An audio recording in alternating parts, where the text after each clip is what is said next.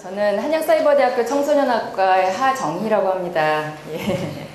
여기 저희 청소년학과 여러분도 많이 오셨고, 그리고 상담심리학과 여러분, 그리고 사회복지학과, 그리고 이게 공개 특강으로 진행이 돼서 이 특강에 관심이 있는 가톨릭 상담학회 여러분들도 오신 걸로 알고 있어요. 어쨌든 모두들 환영하고요. 오늘 특강 주제 보고 아마 선택하셨을 것 같아요. 예, 그래서 여기 오신 많은 분들이 그래도 원하는 강의이길 바라고 많은 도움이 되기를 바라는 바가 큽니다. 자, 오늘 주제는 위기사건, 트라우마에 대한 개입입니다. 사실 봄날, 5월은 참 좋은 달이죠. 근데 요즘에 사회 분위기가 참 편하게 웃기도 힘들고 또 여행 가기도 힘들고 여러 가지로 마음이 안 좋으시죠. 네, 특히 4월이 많이 힘드셨죠. 네. 제가 생각하기에는 여기 써있는 위기사건, 트라우마, 이게 비단 이 사건을 겪은 아이들만 위기사건과 트라우마가 아닌 것 같아요. 저희들한테도 이게 트라우마 아닙니까? 어떠세요? 네, 이게 저희한테도 너무 트라우마라 이 시기를 어떻게 보내야 될지 또 그런 것들이 되게 혼란스러워하는 분들이 많은 것 같아요. 그래서 실제로 개업 상담, 많은 상담을 하시는 선생님들이 참 나도 힘들다.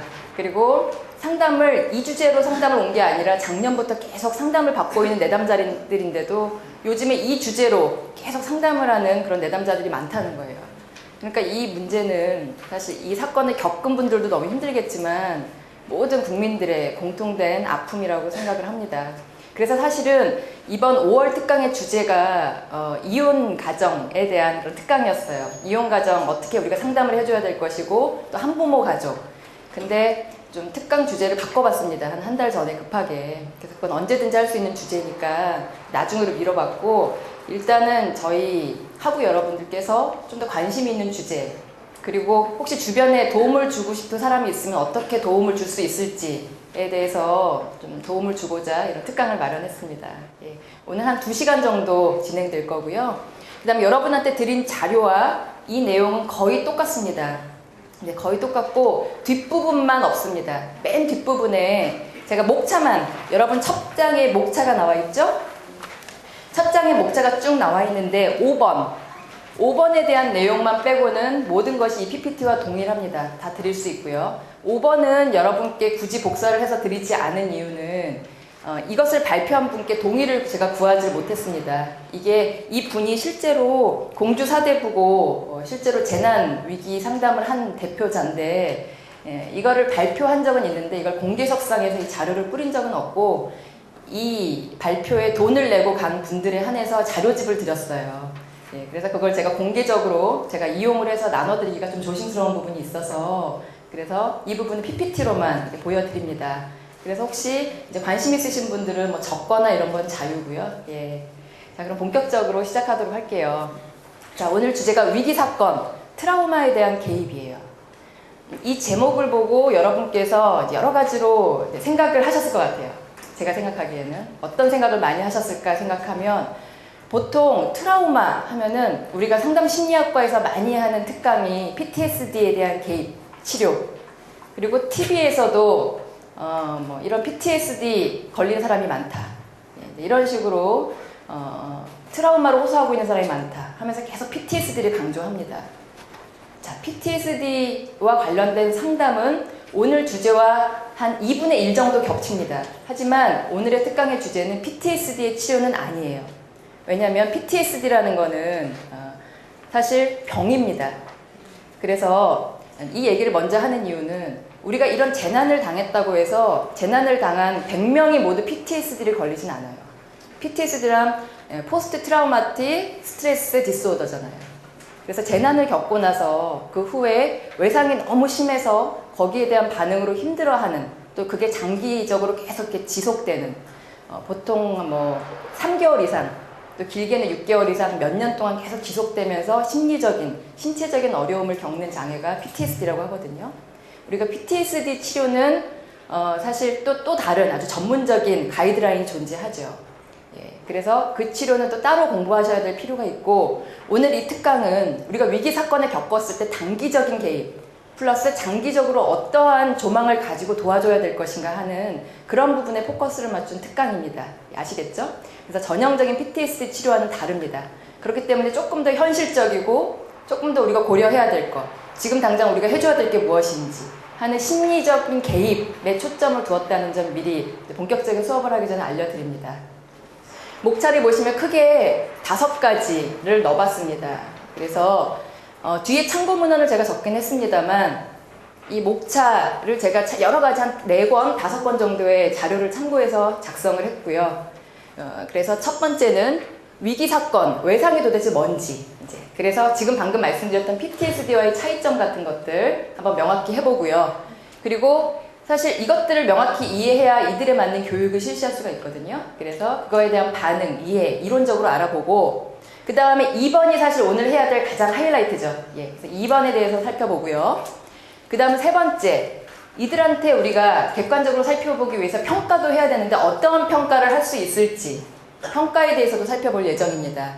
그리고 4번째, 우리가 상담자로서 주의사항이 있어요. 이게 일반 상담하고 비교해서 이게 위기 사건이니만큼 어떤 점을 주의해야 될지, 그리고 윤리적인 지침이 뭔지 이런 거에 대해서 한번 잘 서로 나눠보고요. 아마 방성해야 될 부분이 참 많습니다. 지금 이 사건을 겪으면서. 그 다음 마지막, 이거는 실제로 우리가 가장 최근에 겪은 게 충청남도에서 공주사대 보고 기억하시죠? 작년 7월에 거기서 아이들이 파도에 휩쓸려서 5명이 죽었어요.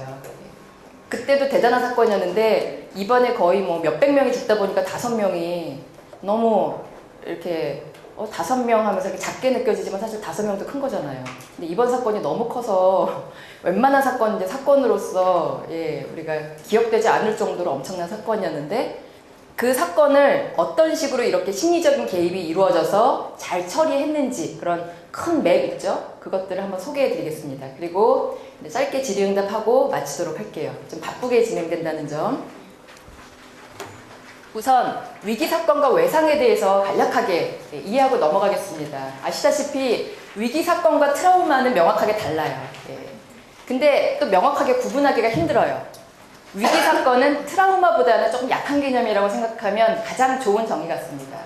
우리가 트라우마, 외상, 나 트라우마야. 이런 얘기 우리가 자주 입버릇처럼 하곤 하죠. 그 사건 나한테 트라우마였어. 어떨 때 그렇게 트라우마라는 표현을 쓰세요?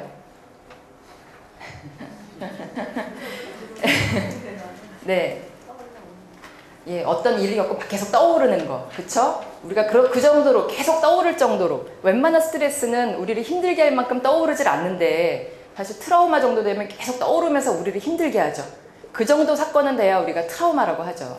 그렇습니다. 그래서 이번 기회에 위기 사건과 트라우마의 개념을 명확히 하는 것도 도움이 되실 거예요. 그래서 위기 사건이란 트라우마랑 비슷하지만 조금 다른 점이 있다면 두 번째, 이 경우는 자신이나 다른 사람을 해칠 만큼 심각한 경우는 아니다 라는 걸 전제로 해요.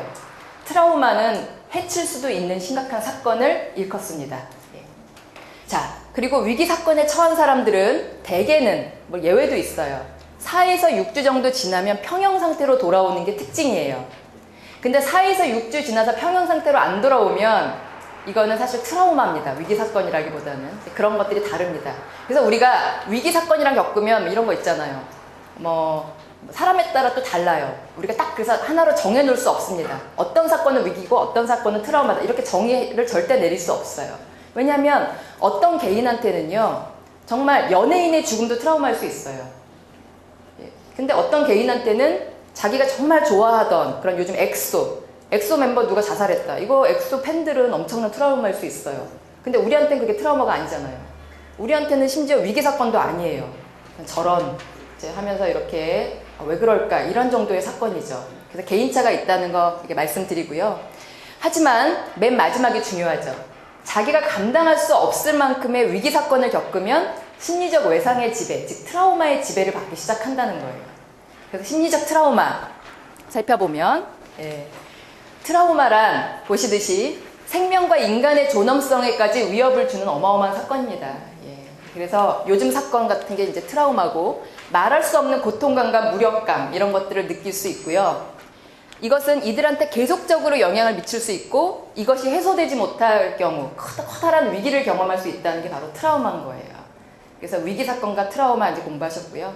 그래서 우리가 뉴스, 언론 보도에서 이 사건을 겪은 모든 사람들이 다 트라우마를 겪고 있고 PTSD다 이렇게 많이 보도가 되고 있는 것 같아요. 근데 사실은 그렇지 않거든요. 그리고 모두가 트라우마 이런 PTSD를 겪으면 사실은 우리가 크게 도움을 줄 사람들이 많지 않아요. PTSD를 겪으면 정말 좀 전문가들 그리고 의사, 약물치료 필수고요. 근데 하지만 지금 위기를 겪고 있는 사람들 보면 작은 스트레스부터 커다란 이런 PTSD를 앓는 사람까지 어마어마하게 다양해요. 그리고 아직은 그 사건을 겪은 지 얼마나 지났죠, 여러분? 시간이? 25.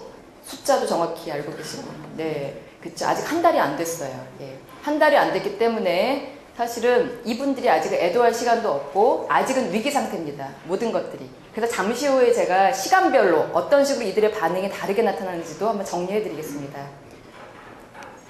이걸 알아두시면 도움이 되고요. 특히 이 자료는 요즘에 이제 단원고를 포함해서 안산에 위기 대응팀을 꾸려서 심리학회, 상담학회 이런 학회에서 상담자들을 파견하기 시작했어요.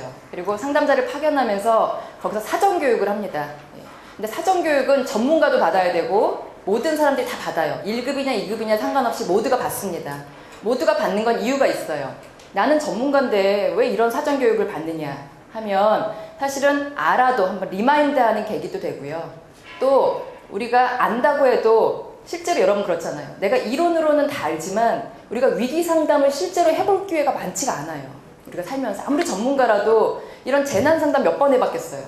그리고 또 실제로 참 이런 말 해도 될지 모르겠습니다만 그 학회 대응이라든지 이런 국가적인 대응은 물론이고 저는 모든 학회라든지 자원봉사협회라든지 모든 단체가 꼭 세월호 같다라는 생각을 개인적으로 많이 해봐요. 막상 이런 위기 사건이 터지니까 너무 대응이 미숙한 거예요. 누굴 탓하겠어요. 거기 다 저가 포함되어 있는데 저희들이 다. 그래서 왜냐하면 미숙할 수밖에 없는 이유가 이런 재난을 겪을 일이 없으니까 사전에 너무 준비를 안 한 거예요. 그래서 학회에서도 막 좌충우돌 하고 또 거기 학회에서 학교에 도움을 주기 위해서 애는 쓰는데 중간에 징검다리 같은 게 없으니까 계속 막 정말 마음만큼 도와주지도 못하고 막 괜히 또 불협화음도 일고 또 의사들과 충돌도 많고 또 학회에서 싸우고 진짜 별하별 일이 다 있더라고요. 그래서 그런 걸 보면서 세월호가 우리한테도 있다, 우리 곁에도 있다 이런 생각을 요즘 맨날 하는 것 같아요. 예. 그래서 그런 점에서 그래서 우리가 전문가라고 할지라도 이런 교육은 계속 받아야 되고 그래서 저는 이번 사건을 계기로 아마 이런 위기교육이나 재난교육에 대한 특강이라든지 이런 것들이 적어도 1, 2년에 한 번씩은 계속 있어야 된다고 생각을 합니다.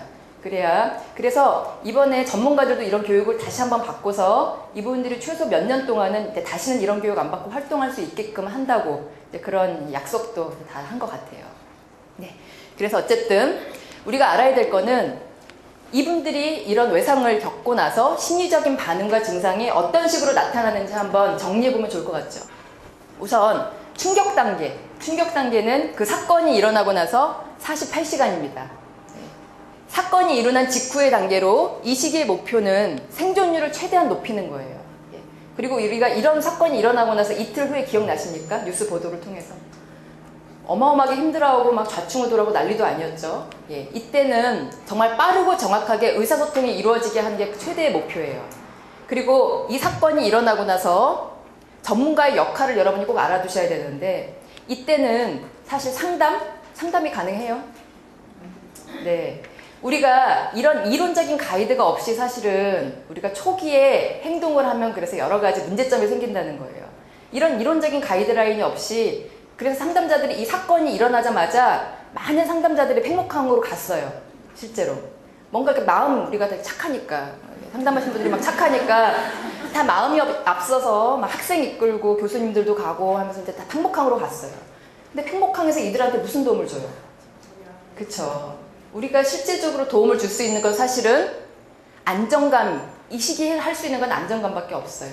그리고 최소한의 대화. 예. 이 시기에 우리가 심리적인 어떤 개입을 할 수 있는 건 말도 안 되는 거예요. 오히려 이 시기에 도움이 되는 거는 순수한 자원봉사죠.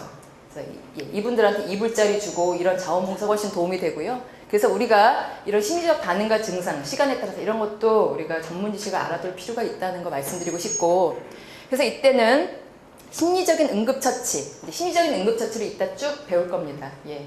이것들을 함과 동시에 지속적인 모니터링이 필요한 거죠. 이분이 괜찮을까, 안 괜찮을까? 왜냐하면 이틀, 이런 사건이 일어나고서 48시간 안에는 사실은 사람에 따라선 정말 다양한 증상을 보일 수도 있어요. 어떤 사람은 졸도할 수도 있고, 어떤 사람은 아무렇지도 않게 무반응. 우리가 그렇잖아요. 우리가 가족이 죽었다고 해서 슬픔이 다 똑같이 나진 않거든요. 실감이 안 나서 반응이 정말 나중에 일어나는 사람도 있어요. 예, 그렇기 때문에 이때는 지속적인 모니터링이 필요해요. 그리고 또 이때 발작을 했다고 해서 이 사람이 PTSD를 볼 수 없어요. 이랬다가 한 3일 지나면 다시 가라앉아서 멀쩡하게 정상 생활을 하는 사람이 아주 많습니다. 예, 그래서 지속적인 모니터링이 필요하고요. 두 번째, 일주간. 예, 구출되고 나서 일주간, 이때를 우리가 구출 단계 또는 반응 단계라고 해요. 예. 이때는 이 시기의 목표는 피해자들이 변화된 신체적, 정신적 상황에 적응하도록 돕는 거예요. 이때 구출된 학생들, 예. 학생들도 생각해 봐야 되고, 우리는 동시에, 저는 부모들이 되게 걱정되거든요. 예. 부모들도 마찬가지인 것 같아요. 자녀의 그런 사실을 알고 나서 지금 한 일주일 정도 됐을 때, 예. 부모들도 중요한데, 일단은 이 설명을 여러분이 더 이렇게 기억하시려면 구출된 학생들을 떠올리면서 기억하시면 훨씬 더 도움이 되실 것 같아요. 구출된 학생들, 우리가 반응 단계, 구출 단계라고 하는데, 어떤 일부 피해자들은 자기가 겪은 상황을 수용하지 않고 거부할 수도 있다는 거예요. 받아들이지 않는 거예요. 그래서 이거는 설마 나한테 이런 일이. 왜냐면 우리가 그런 위기 반응을, 위기를 겪으면 대다수의 사람들이 왜 그 많고 많은 지구상에 그 많고 많은 사람 중에 하필 나지? 이런 생각을 한다는 거예요. 우리가 이번 사건을 겪어서 지금 이런 세월호 사건만 얘기하는데, 사실은 우리가 이론서 같은데 많이 나오는 대표적인 트라우마가 성폭행 이런 거거든요. 성폭행, 갑작스러운 교통사고, 이제 이런 것들이에요. 많은 아이들이, 또 많은 사람들이 그런 생각을 한다는 거죠. 그래서 받아들이지 않고요. 그래서 이때부터 전문가들의 개입이 이제 점점 늘어나야 돼요. 그래서 이때 그 사람을 개인적으로 아주 정확하게 평가할 필요가 있어요. 네. 평가에 대해서는 나중에 자세히 말씀드릴 거고요. 또 이들의 욕구도 평가해야 돼요. 이들이 원하는 게 뭔지. 이들은 절대 평가도 원하지 않고 오로지 쉬고 싶어요. 그런데 우리가 계속 이 사람은 위험하다면서 옆에서 평가하고 막 이거 빨리 연필 주면서 체크하라 그러고, 그럼 되겠어요? 네, 그러면 안 된다는 거죠. 그래서 우리가 항상 욕구에 정확히 반응을 해야 됩니다. 1대1로 붙어서요. 자, 그리고 이때 고위험자들이 나타나기 시작해요. 물론 이때도 나타나지만, 이때 고위험군이 있으면 얼른 선별해서 그 사람하고는 1대1로 계속 붙어 있어야 됩니다. 예, 언제 어떤 일을 할 수도 모르거든요. 예, 그래서 또 이 사람들한테 필요한 게 정보 전달, 그 다음에 찾아가는 서비스예요. 그래서 그 체육관, 팽목항 근처에 그런 체육관에 예를 들어서 심리 서비스를 제공한다 해놓고 편말을 딱 걸고 거기에 앉아 있는들 누가 찾아옵니까?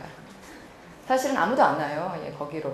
예. 지금 가족들한테 급한 거는, 또 생존자들한테 급한 거는 일단 심리적 안정 찾고서 현실적인 것들 있잖아요. 현실적인 것들 이것저것 해결하는 게 급선무지, 이제 상담받고 이런 거는 그들한테 지금 현재로서는 안중이 없어요. 예. 그래서 지금 학교 차원에서 지금 가장 우선적으로 심리 서비스를 제공하는 기관이 그 인근 학교예요. 인근 학교, 그 단원고 주변에 있는 학교들 있죠. 왜냐하면 안산 지역 전체가 거의 트라우마 지역으로 묶일 만큼 한 다리 건너면 서로 다 아는 사이인 거예요. 한 다리 건너면 알고, 또 단원고 학생들이 워낙 많다 보니까 옆에 학교랑 자매 결연을 맺어서 어디 무슨 클럽 활동도 하고 이런 식으로 해서 거의 한 다리 건너, 심지어 여자친구, 남자친구도 다 있고, 또 그 아이들의 형제, 친척 다 거기에 뻗쳐있기 때문에 그 아이들이 받는 트라우마 지금 해결하는 거를 현재로서는 하고 있는 것 같아요. 네. 자, 그래서 찾아가는 서비스도 제공해야 된다는 건데요. 근데 이때 구출 단계는 좀 이제 독특한 특징이 있습니다. 뭐냐면, 제가 여기 적진 않았는데, 구출 단계, 처음 구출되고 난 사람들의 반응은 영웅기라는 단계를 거친다고 해요. 영웅기. 예. 영웅기는 뭐냐면, 구출되고 나서는 갑자기 옆에 있는 사람들이 다 큰일을 당했는데 자기가 살았어요. 그러니까 그때 느끼는 묘한 기분 있잖아요. 나만 뭔가 특별할 것 같고, 또 많은 사람들이 너무 기뻐하고 관심 가져주고 하기 때문에 순간 그것 때문에 슬퍼하는 사람도 있긴 하지만, 또 마음 한켠으로는 뭔가 이렇게 영웅의식, 우월의식 이런 거에 느껴서 자기의 슬픔을 잠시 잊는 거예요.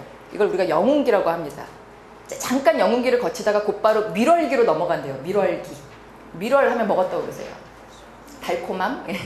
그쵸. 신혼여행 이런 게 떠오르시죠. 그만큼 또 언론의 집중, 스포트라이트 이런 것 때문에 뭔가 이렇게 이 시간 동안 좀 그래도 기분이 크게 다운되진 않는 거예요. 어딘가 모르게. 예, 뭔가 이렇게 기분 좋을 수도 있는 거예요. 기분 좋다는 말이 이상하게 들릴 수는 있지만. 그러다가 갑자기 힘들어지는 시간이 온답니다. 그게 끝나면. 왜냐하면 언론이라든지 많은 사람들의 이 관심은 사실은 한 달 이상 지속되기가 힘들어요. 그게 현실이고요. 그러면서 현실이 들어오고 그 다음 또 현실적인 문제들이 엮여요. 위로금 같은 것들, 돈 문제, 경제적인 것들, 현실적인 것, 보험 이런 여러 가지가 다 얽히면서 얼마나 신경 써야 될 게 많습니까? 우리가 정말 슬퍼도 슬퍼할 수 있는 시간만은 없는 거예요. 모든 현실적인 문제 때문에 이런 영웅기와 밀월기가 끝나면서 다시 이제 현실을 맞닥뜨리는 그런 시기가 온답니다. 참고로 알아두시고요. 자, 그 다음 이제 회복 단계입니다. 이것도 약간 겹쳐서 1주에서 한 4주간 이루어질 수 있는데요. 자, 이 시기의 목표는 계속적으로 서비스를 제공하면서 평가도 하면서 이때는 애도 반응을 보이고 외상 사건을 이제 재평가하기도 하는 거예요. 그래도 이제 한 걸음 건너서 사람들이 조금씩 객관성을 찾아가기 시작하는 거죠. 이때는 이게 딱 지금이죠. 예. 자, 이때 전문가들은 피해자가 회복력을 가질 수 있도록 돕는 게 최대의 목표예요. 그래서 이 시기에는 사실은 PTSD 치료가 이때 시작될 수도 있겠죠. 물론 정말 심각한 사람들은. 예. 그러면서 정말 회복력을 가질 수 있도록 옆에서 옛날에 잘했던 것들, 특히 옛날에 아주 건강했던 개인들은 훨씬 회복력이 빠를 가능성이 있거든요. 그래서 그런 옛날에 잘했던 것도 많이 얘기해주면서 같이 있어주는 게 중요하고요. 하지만 이때 우리가 상담자로서 또 유의해야 될 점이 똑같은 사건을 겪었어도 유난히 취약한 개인이 있어요. 예, 그런 사람들 주변에서 잘 관찰해야 되고요. 또 과거나 현재의 위험은 없는지 끊임없이 모니터를 해야 됩니다. 예, 이게 중요하고요. 그 다음 일상으로의 회복. 이 기간을 보시고 깜짝 놀라실 거예요. 2주에서 2년까지. 이게 개인차입니다. 여러분은 어떠실 것 같습니까? 나라면 어떨 것 같으세요? 그런 생각 안 해보세요? 나라면 이런 사건을 겪고 얼마나 견딜까? 이런 생각들. 예. 생각하기도 싫으시죠? 예. 예. 갑자기 슬퍼지는데 이게 2년까지 가는 사람도 있고 평생을 가는 사람도 있어요. 이건 개인차입니다. 그래서 보통 우리가 이런 외상, 우리가 소위 말하는 외상을 겪고 나서 그 외상이 한 3개월 이상 지속될 때 우리가 그거를 PTSD, 예, 단기 PTSD다 이렇게 하고요. 그러니까 3개월 미만으로 1개월 이상 3개월 미만일 때 단기 PTSD로 보고요. 6개월 미만일 때 그거를 장기 PTSD로 봐요. 그래서 너무 힘들어서 견디지 못하고 우리가 PTSD를 평가하는 그런 축이 있죠. 그래서 진단 준거가 한 페이지 정도로 있어요. 인터넷 뒤져보시면 다 나오고 이상심리학 이런 책에도 흔히 나옵니다. 예. 그래서 이제 그런 걸 찾아보시면 몇 개 항목 중에 몇 개 이상, 몇 개 항목 중에 몇 개 이상 이런 식으로 다 진단 준거가 나오는데 제가 짤막하게 기간만 소개해 드린 거예요. 그리고 또 어떤 사람은요. 그러면 3개월이나 6개월의 반응이 없으면 PTSD가 아닙니까? 아니에요. 어떤 사람은 갑자기 6개월 이후에 갑자기 증상을 나타내기도 해요. 갑자기 호흡이 바빠지고 모두가 아무렇지도 않을 무렵 한 7개월부터 갑자기 힘들어져요. 우울증 걸리고 이런 분들은 좀 지연된 PTSD라고 보면 됩니다. 그래서 사람마다 다 증상이 다르게 나타난다는 거 알고 계셔야 되고요. 그래서 우리가 유난히 더 취약한 사람이 누군지를 반드시 주변에서 좀 감시도 하고 돌보아야 될 필요가 있어요. 전 그런 점에서 그 자살하신 교감 선생님 너무 안타까웠습니다. 왜냐면 그분은 조금 이따 제가 고위험군에 해당되는 군이 누군지 설명드리겠지만 누가 보더라도 고위험군이었어요. 예, 왜냐면 대표적인 고위험군이 이제 여기서 살아남은 사람 그리고 죽은 사람의 가족 그리고 학교 교사거든요. 예, 살아남은 이제 그 교사 얼마나 힘들겠습니까? 예, 게다가 언론 보도나 우리의 자세도 문제가 큰데 이건 뒤쪽에 제가 생각나면 말씀드리려고 했는데 지금 생각나니까 먼저 말씀드리면 너무나 우리는 사회적으로 죽은 사람에 대해서 영웅시하는 경향이 있어요. 예. 저는 물론 죽은 사람의 죽음이 헛됐다고 말씀드리는 건 아닙니다. 한데 우리가 그렇게 너무 지나치게 영웅시하는 태도는 살아남은 자들의 죄책감을 몇 배 배가시킵니다. 예, 마치 죽은 사람 다 영웅이고 살아남은 사람은 거의 선장 취급하고, 이렇기 때문에 그 대표 인솔자였던 교감 선생님이 얼마나 죄책감을 가지시겠어요. 게다가 그분은 그 날짜 선정 같은데 책임자였다고 하더라고요. 예, 옆 학교랑 조율하고 이러면서 양보할 수도 있었는데, 예, 그 인천의 어떤 학교랑 이렇게 양보할 수도 있었대요. 근데 하루 차이로 또 그 날짜를 굳이 또 양보하고 주거니 받거니 하다가 결정한 자가 본인이고, 예, 게다가 또 우리가 PTSD의 증상 중에 하나가 분노거든요. 그러니까 가족들이 사실 슬프기 전에 분노부터 하죠. 우리가 그렇잖아요. 큰일을 당했을 때 왜 하필 이런 일이 나한테 일어나면서 엄청나게 화를 내잖아요. 예. 그래서 사실은 지금 가족들은 분노 단계예요. 분노와 슬픔이 뒤섞여 있는 단계예요. 그리고 우리 전 국민이 지금 분노하지 않았어요. 그러니까 맨날 누군가를 진짜 뭐 옷을 벗기고 이제 이런 일도 많고, 모든 사람들이 지금 화가 난 상태예요. 예. 그런 상태이기 때문에 교사들한테 그때 막 욕도 하고 팽목항에 와서 막 무릎 꿇고 그랬잖아요. 그때 어마어마하게 비난을 했다고 또 하죠. 가족들이. 당연한 건데 그때 그런 살아남은 교사들한테 1대1의 관심을 못 기울인 거예요. 예. 그리고 그냥 집에 보냈다고 하더라고요. 근데 사실 그러면 안 되거든요. 같이 의료진에 입원이라도 해야 되고요. 계속 이렇게 병원에서 24시간 감시해야 돼요. 예. 이제 그랬어야 되는데 그렇지 못하고, 예, 며칠도 안 돼서 그렇게 이제 돌아가셨다는 게, 죽었다는 게 되게 안타까운 거죠. 고위험군이라는 거 우리가 꼭 알아야 되고요. 네, 그래서 이때 전문가의 역할은 계속적인 치료예요. 예, 그리고 물론 일상으로 잘 회복된 사람들은 계속적으로 치료하기보다는 이따금씩 치료하고 회복력에 도움을 줘야 되고, 심각한 사람과 또 덜 심각한 사람을 나눠서 치료를 해줘야죠. 예, 모든 사람을 다 치료해 줄 수는 없죠, 현실적으로. 자, 그래서 개인 치료, 집단 치료, 약물 치료, 단기, 장기 치료 모두가 가능합니다. 그래서 매스컴에서는 많은 사람들이 약물 치료를 하는 거라고 보도하지만 사실은 그렇지는 않아요. 소수가 약물 치료를 하고요. 또 뭐 수면에 장애가 있는 사람들도 약물 치료를 하고요. 수면제를 처방하는 것도 도움이 돼요. 자, 그럼 본격적으로 오늘의 하이라이트죠. 우리가 어떤 식으로 심리적 개입을 해야 되는지 차근차근 살펴보도록 하겠습니다. 외상 후 초기의 심리적 개입의 절차가 대표적으로 이제 크게 이제 순서대로 말씀드릴 건데, 첫 접촉과 라포 형성, 그 다음에 안전 확보, 안정화, 그리고 지속적인 사례 관리, 예, 이렇게 순서대로 설명을 드릴 텐데요. 익숙한 말이죠, 라포 형성. 예, 여러분이 상담 공부를 조금이라도 하신 분들은 당연히 처음에 접촉하고 라포 형성하는 거 아실 거고, 근데 여기서 이 두 번째, 세 번째는 우리가 외상 후 초기 심리적 개입에서 유난히 강조되는 부분입니다. 안정 확보와 안정화.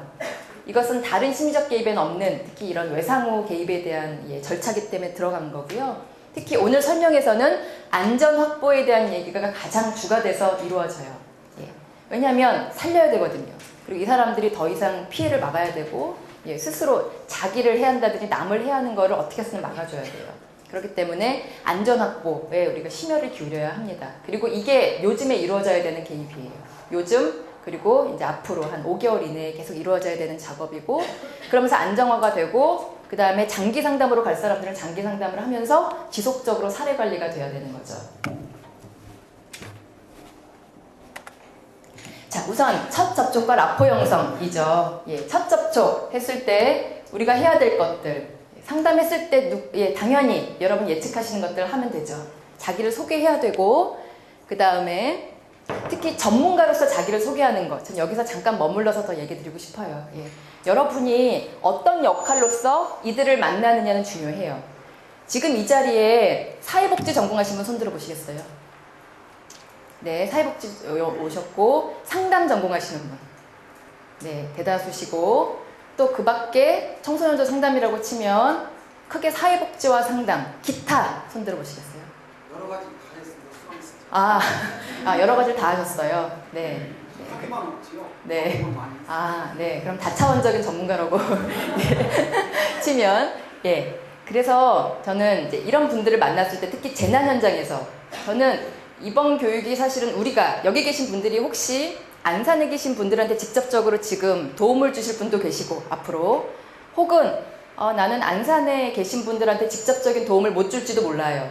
하지만 나중에 이런 분들을 만나면 도움을 주고 싶어서 왔어요 하는 분들도 계시거든요. 예, 그래서 장기적으로 나중에 배워도 상관은 없는데, 꼭 드리고 싶은 말씀은 심리 전문가로서 또는 사회복지사로서 즉 여러분의 아이덴티티를 분명하게 소개하는 건 너무 중요하다고 말씀드리고 싶어요. 다시 말씀드리고 싶은 건 나는 그냥 자원봉사자가 아니다라는 거예요. 전 이게 참 중요한 것 같아요. 왜냐하면 우리가 사회적으로 상담자 그리고 사회복지사의 입지가 너무 이렇게 부각이 되지 않아서 뉴스에서도 언론에서도 그냥 우리가 다 도와주면 우린 다 자원봉사자예요. 다 자원봉사자예요. 물론 자원봉사자의 의미가 나쁜 게 아니에요. 당연히 자원을 봉사하죠. 하지만 여러분이 하는 개입은 충분히 심리적인 개입이에요. 예. 물 주고 음식 주고 이불 주는 개입하고 달라요. 그렇기 때문에 조금 더 이제 여러 가지 좀 외부의 도움을 받아야 돼요. 뭐 따로 안전한 공간을 내준다든지 또 학교와 이렇게 막 교류할 수 있게 해준다든지 이런 도움이 필요해요. 예. 우리가 막 찾아가서 강제로 할 수 없는 거거든요.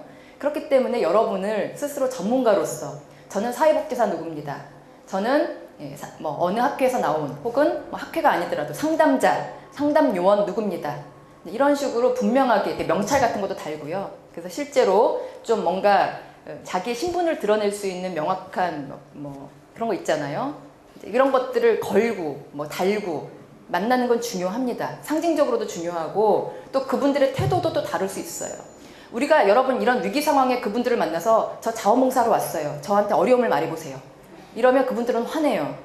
너무 귀찮거든요. 왜냐하면 모든 사람들이 그분들한테 달려들어서 그분들을 도와주겠다고 난리였대요. 처음에 일주일 동안. 그분들은 너무 지금 막 스트레스 받고 혼란 상태에서 아무것도 주변 사람들을 만나고 싶지도 않은데 언론 와서 괴롭히죠. 와서 계속 그리고 그분들 주위에서 너무나 이렇게 얼쩡거리는 사람이 많았다는 거예요. 주변에서. 그러니까 도움을 주고 싶어서 그런 거죠. 예, 우리 쪽에서는 도움을 주고 싶어서 그런 건데 또 당사자들은 그것들이 다 불필요한 도움인 거예요. 다 어쩌면. 예, 그런 상태에서 저는 우리 상담하시는 분, 이런 전문가들이 그런 좀 안 좋은 취급이라든지 이런 거 받는 거는 참 안타까운 일이라고 생각을 해요. 그래서 항상 여러분의 아이덴티티를 분명히 하시는 작업을 계속 하셨으면 좋겠어요. 당당하게 자기를 소개하기. 아셨죠? 네. 자, 그래서 앉아서 대화하셔야 되고요. 아무리 급해도 서서 대화하면 안 돼요. 기본적으로 상담은 앉아서 하셔야 되고요. 그 다음에 낮고 조용한 목소리. 그리고 청소년이나 아동이 심각한 일을 당했을 때는 반드시 보호자 동의 구하고 해야 된다는 건 아실 겁니다. 자, 그리고 비밀 보장도 우리가 아무리 위기 상황이라도 이 얘기, 상담자로서 해야 될 이야기, 또 사회복지사로서 해야 될 이야기는 다 하고서 시작하시는 게 바람직하다는 거예요. 그리고 특히 대화 시작 시 대화 내용을 타인에게 공개해도 되는지 이제 이런 것도 반드시 뭐 물론 여러분이 난 절대 공개하지 않겠다라고 생각을 해도 이런 거는 다시 한번 확인을 하고 시작하는 게 좋아요. 왜냐하면 여러분이 부지불식간에 공개할 수 있거든요. 왜냐하면 여러분이 그들하고 만나요. 예를 들어 단원고 학생들이랑 1대1 상담을 해요. 또는 집단 상담을 했어요. 정말 잘했어요. 근데 갑자기 한 3개월 후에 여러분 뭐 누구누구를 통해서 어떤 신문의 기자가 이제 여러분이 인터뷰해요. 단원고 학생들하고 지금 집단 상담을 하셨다고 해서 나왔는데 어떻습니까? 그들의 상태가. 이런 식으로 나올 수 있어요. 그럼 그런 인터뷰를 하는 게 필요하잖아요. 그렇죠? 필요하죠. 그럴 때 어디까지 개방하는가를 여러분이 정하셔야 된다는 거예요. 그리고 그 개방을 위해서라도 이 아이들한테 반드시 동의를 구해야 돼요. 그래서 세부적인 거는 말하지 않지만 기본적인 어떤 일을 하고 있다는 것 정도는 너네한테 동의를 구해도 되겠니? 라는 식으로 미리 이렇게 하고 나중에를 위해서라도 이런 동의를 받는 절차는 중요합니다. 그렇지 않고 이게 언론에 그냥 노출되고 그러면 사실은 또 자칫 소수가 또 상처를 받을 수 있거든요. 예, 그런 것도 우리가 사소한 거지만 기억을 하셔야 되고요. 동의 없는 정보 제공은 원칙에 어긋난다는 거 꼭 알아두셨으면 좋겠습니다. 그리고 이제 안전입니다. 안전에 대한 확인이 여러 가지로 필요한데요. 안전 확보를 위해서 점검할 사항입니다. 예, 이것들은 반드시 점검해야 되는 거예요. 아이든 성인이든 개별 면담을 할 때 있어서 거주지라든가 또 약물 치료가 필요한지 이런 것들도 확인하셔야 되고 이 아이가 혹시 자살할 위험, 타살할 위험은 없는지 이런 것도 면밀하게 평가하셔야 되는데 평가하는 방법은 이 다음 챕터에 이제 자세히 제가 적어는 놨는데요. 우리가 평가하는 방법은 반드시 심리검사만 통해서 하는 게 아니에요. 예, 우리가 이런 위기 상황에서는 심리검사를 못할 상황이 더 많아요. 특히 초기에는. 예, 그래서 여러분의 어떤 촉감, 또 여러분의 전문가로서의 느낌이 중요해요. 이 아이랑 이야기해봤는데 아이가 눈 마주침 한번 못하고 계속 심호흡을 빨리 하고 잠도 못 자고 막 동공이 풀려있고 이렇다. 예, 이 아이를 꼭 심리검사 해봐야 알아요. 그런 건 아니잖아요. 그렇기 때문에 여러분 이제 평상시에 좀 이제 많은 노하우, 직접 지식, 간접 지식을 쌓는 게 중요하다는 거고요. 자, 중독 문제 검토. 이건 뭐냐면 이분이 원래부터 뭐 알코올 중독 이런 게 아니라 이런 위기 사건을 겪으면 또 취약한 분들은 갑자기 알코올에 중독돼요. 그래서 PTSD의 공병, 같이 나타나는 대표적인 증상 두 개가 우울증과 알코올 의존이래요. 두 개. 같이 나타나는 거예요. PTSD뿐만 아니라. 그래서 중독 문제, 혹시 이분이 그 일을 당하고 나서 계속 술 마시고 이러진 않는지도 꼭 한번 물어봐야 되고요. 또 자녀가 있는 경우 자녀 양육은 제대로 이루어지고 있는지 이런 것도 반드시 확인하셔야 돼요. 이분이 딴 거는 PTSD 증상을 안 보이는데 자녀 양육을 안 하고 있다. 99% 우울증이세요. 그러면 그래서 소홀히 하고 일상을 소홀히 한다. 대부분 우울증이세요. 그래서 이런 것도 꼭 참고하셔야 되고 신체 부상자의 경우에는 의료적인 관리도 반드시 해주셔야 됩니다. 그리고 아동의 경우 이것도 현재 양육은 잘 되고 있는지를 아동한테 물을 필요가 있죠. 부모가 따로 인터뷰가 안 될 경우에는요.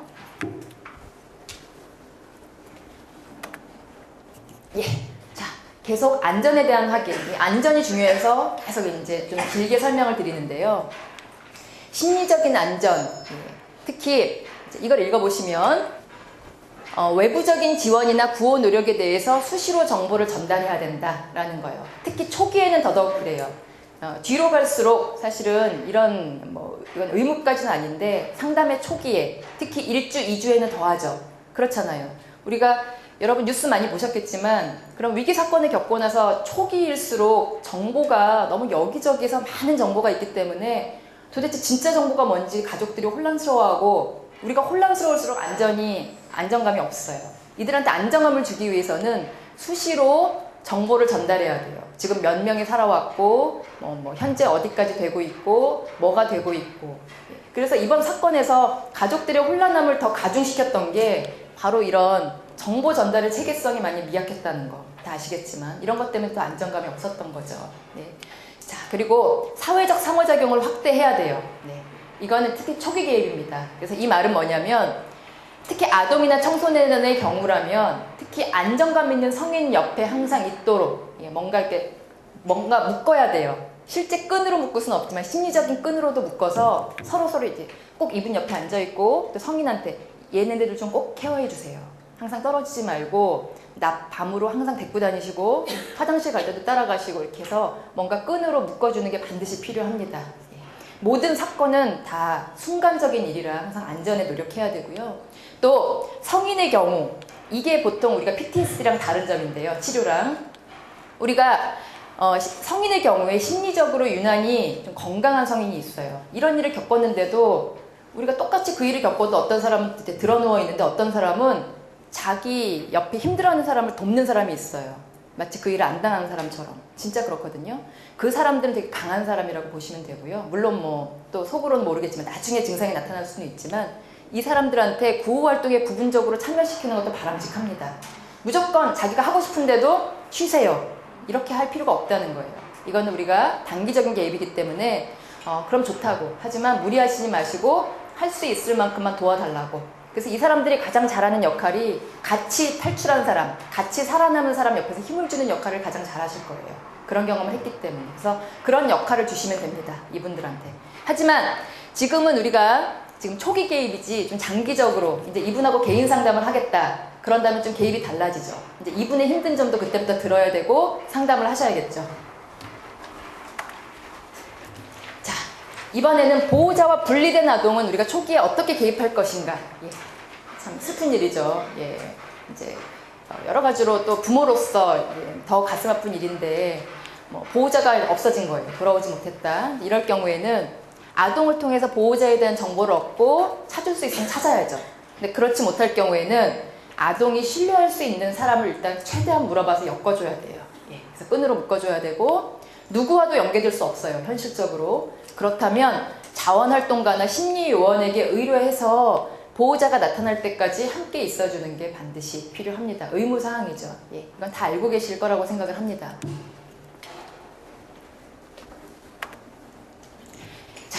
이것도 중요한 것 같아요. 이건 뭐냐면 이 부분이 전형적인 PTSD 치료와 다른 부분이에요. 예. 자, 여러분이 나중에 PTSD 공부를 더 하시면 이제 깊이 있게 하시면 그때 하정 선생님이랑 공부했던 거랑 좀 다르네 라는 부분일 거예요. 왜냐하면 이거는 우리가 이제 비교적 초기에 이루어져야 되는 제가 개입이라고 설명을 드렸는데 PTSD는 기본적으로 뭐냐면 자기가 심리적으로 정말 큰일을 당했을 때 그 사건을 치유하기 위해서 정말 힘들지만 상담자랑 안정된, 제가 이제 요점만 말해보면 상담자와 안정된 관계를 맺으면서 그때 힘든 기억을 조금 더듬어가면서 재경험해보는 거예요. PTSD의 그런 핵심적인 건. 그렇기 때문에 처음부터 확 그때 기억을 막 살리진 않지만 할 수 있을 만큼 계속 살려서 살리고 또 살리고 그 경험을 계속 이렇게 노출함으로써 결국에는 우리가 그렇잖아요. 정말 힘든 일 당했을 때 처음에는 그걸 막 기억조차도 하기 싫지만 여러 번 말하고 또 안정된 상황에서 말하고 또 말하다 보면 나중에는 그게 아무렇지도 않게 말해지고 그래도 이제 옛날만큼 슬프지는 않고 그게 나한테 별로 영향을 안 주고 이런 상태까지 되거든요. 예, 그게 이제 PTSD의 전체적인 되게 이렇게 복잡하고 이런 치료긴 하지만 전체적인 흐름이에요. 즉 PTSD는 치료는 그 외상을 많이 기억하게 하는 게 더 목표가 있어요. 장기적으로 그걸 치료하기 위해서. 근데 지금 치료 우리가 이런 외상을 겪고서 단기간에는 사실은 외상 사건을 떠올리게 하는 자극으로부터는 일시적으로는 보호해야 할 필요가 있어요. 왜냐? 일단 안전을 위해서예요. 이 아이가 충분히 안전이 확인되고 더 이상 자기 자신이나 남을 해칠 염려도 없고 이 아이가 이제 본격적으로 자기 얘기를 할 준비가 됐겠다라고 하면 이제 그때 치료를 하시면 되는 거죠. 그때 그 개입을. 아직은 안정감을 위해서 그때를 떠올리게 하는 자극으로부터는 보호해줘야 돼요. 네. 자, 그리고 사고 현장을 떠올리게 하는 냄새, 소리 등 자극이 없는 공간으로 생존자를 이동시키고 현장을 기웃거리는 구경꾼으로부터 보호해야 돼요. 이걸 읽으시니까 어떠세요? 이번 사건이 그렇게 되지 못한 것 같죠? 예, 모든 게 다 생중계되면서 이번 사건은 너무 더 마음이 아팠던 게 아이들이 죽어가는 현장을 우리가 다 생중계로 봤잖아요. 배에 계속 있는 것 같은데도 그날 사건 당일날 9시부터 배가 뭐 이렇게 가라앉고 있다고 보도가 됐는데 하루가 지나도 돌아오지 않고 이러면서 저게 말이 되냐 하면서 이렇게 더 힘들어해서 우리가 더 충격이었는데 그래서 이런 자극으로부터 또 구경꾼으로부터 보호하는 것이 많이 필요합니다. 또 심리적으로 안정되지 않은 상태에서 이런 생존자가 기자나 변호사, 특정 직업이나 만나 질문에 응답하는 것은 상처를 심화시킬 가능성도 있다는 거예요. 그래서 이와 같은 가능성에 대해서 미리 이야기 나누는 게 좋아요. 이 사람들, 기자들 절대 만나지 마세요가 아니라 심리적으로 힘이 있으면 만나도 되잖아요. 예, 그리고 자기가 원하면 만나되 기자들이 계속 올 가능성이 있다. 그렇기 때문에 정말 힘들면 보호해주겠다. 하지만 할 수 있으면 해라. 어떻게 하고 싶냐. 이런 의지도 묻고 하는 거죠. 하지만 힘들어 보이는 사람들은 우리가 이렇게 막아줄 필요도 있죠. 네. 그리고 대표를 정해서 언론 매체나 외부인들과의 접촉을 공식적인 경로를 통해서 권장하는 것도 필요하고 실제로 이런 외상을 당한 그룹에 가보면 자연 발생적으로 이런 대표는 선정된대요. 이거는 정말 누가 시키지 않아도 항상 대표는 존재한다고 하네요. 예, 그거는. 그래서 이거는 권장하지 않아도 자연스럽게 생기기 마련인 것 같고요. 전 여기서 이 대표를 생존자 대표도 필요하지만 이런 재난위원회 또 상담을 하는 분들의 대표도 필요합니다.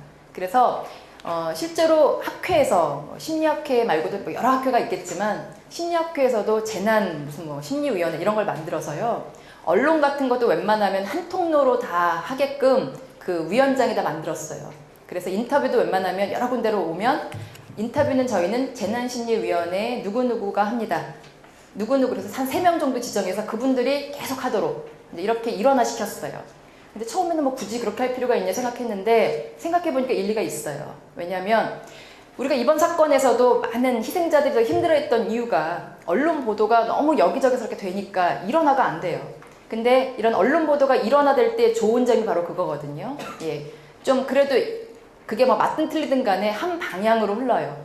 자칫 인터뷰라는 게 아무리 가이드라는 게 있어도 여러 사람의 생각이 전해지면서 이렇게 좀 오보될 가능성도 있는 거기 때문에 이런 재난 상황에서는 이런 일원화되는 것이 정말 체계화된 통로다라는 게 저 역시 이번 사건을 통해 배운 것 중에 하나입니다.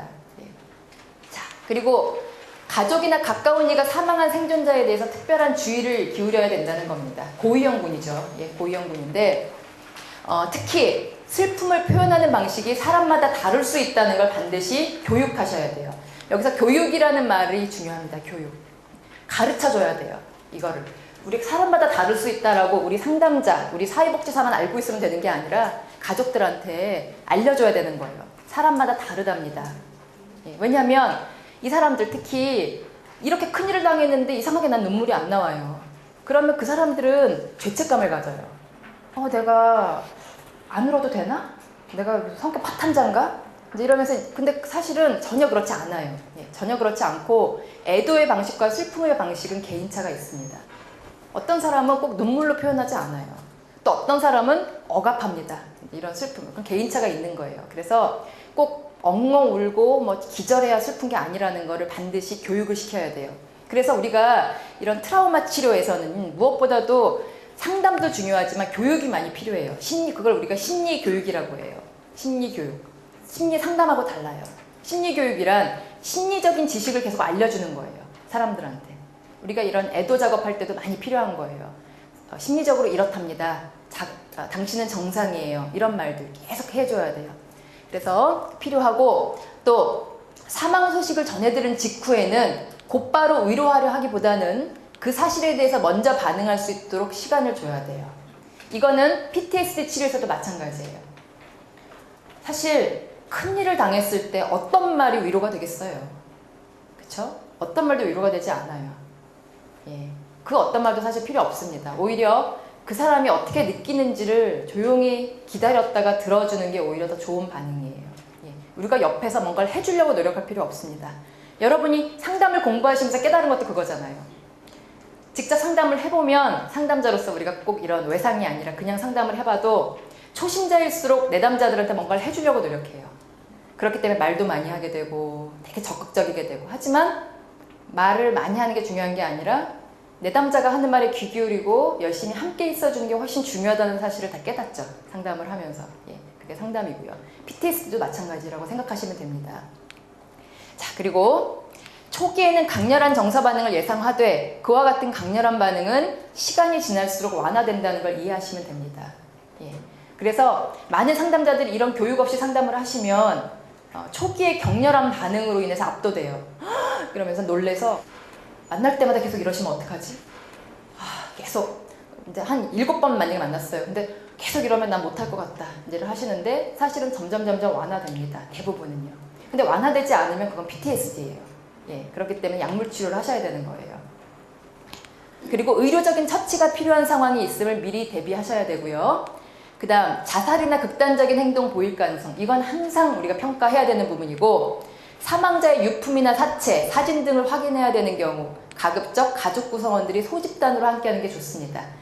자, 왜 그러냐? 이게 바로 위기 상담이기 때문에 그래요.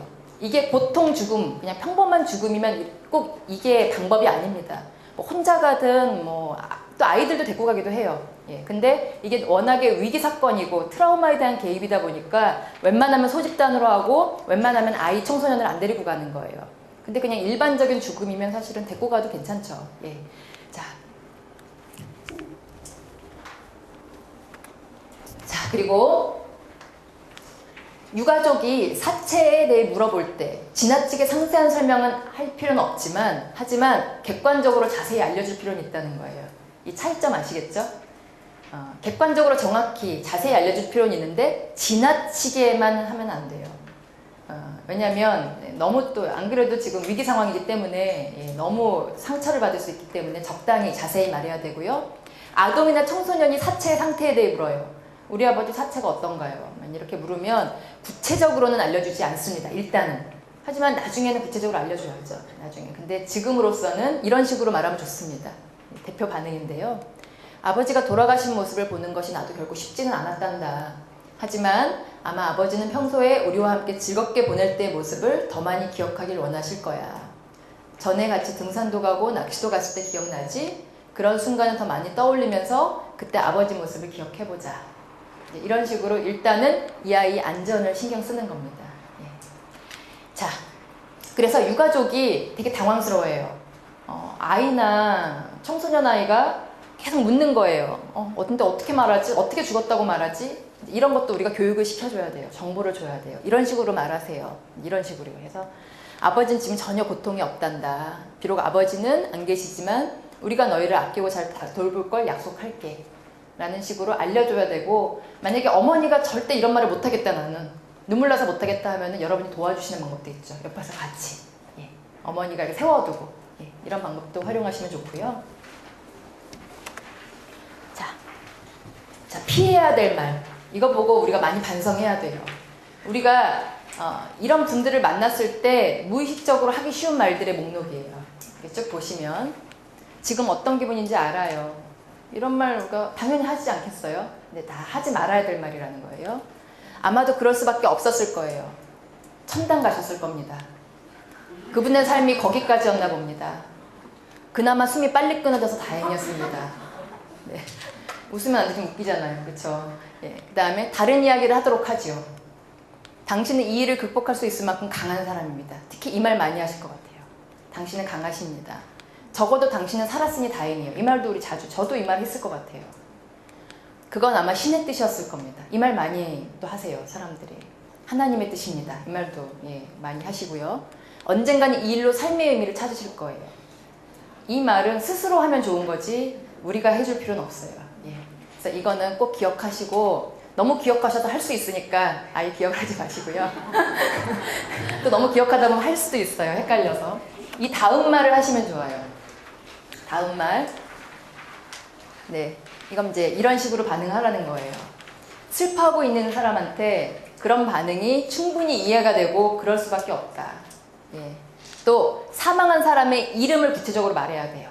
김누구씨 이렇게 구체적으로 말하는 거는 중요합니다. 망자라는 말을 쓰면 안 되고요. 구체적인 게 좋다고 해요. 그리고 뭐 돌아가셨다 이런 말 말고 죽었다 이렇게 구체적으로 우리가 사망에 대해서는 말하는 게 좋아요. 한동안은 외롭거나 화가 나는 감정을 겪게 될 수 있다고 심리교육을 시켜야 됩니다. 그래서 충분히 화나요. 개인차가 있답니다. 이런 식으로 설명을 해줘야 되고요. 만약 시간이 한참 흐른 뒤에도 애도 반응이 극심하거나 우울증이 심해서 지장이 생기면 전문 상담자 또는 종교인을 만나보도록 권해야 돼요. 이 사람한테 편한 사람을 만나보도록 해야 됩니다. 만약에 상담을 권했는데도 전 상담 너무 받기 싫어요. 막 이런 식으로 하면 억지로 상담밖에 못하거든요. 이 사람한테 마음의 위안을 줄 수 있는 사람을 만나면 됩니다. 자, 후속적으로 도움을 받을 수 있는 조치를 마련해 주는 것도 필요하고요. 아까 제가 애도 반응이 극심한 여러 가지 중에 이제 하나의 증상을 빨갛게 적어놓은 건데요. 사망자와 관련해서 끔찍하거나 고통스러운 장면을 더 자주 떠올리는 거, 또 사회적 관계로부터 고립되는 거, 또 사건에 대한 기억이 안 난다는 이유로 일상활동을 하지 않으려 하는 거, 이게 다 애도 반응이 극심하다고 할 수가 있어요.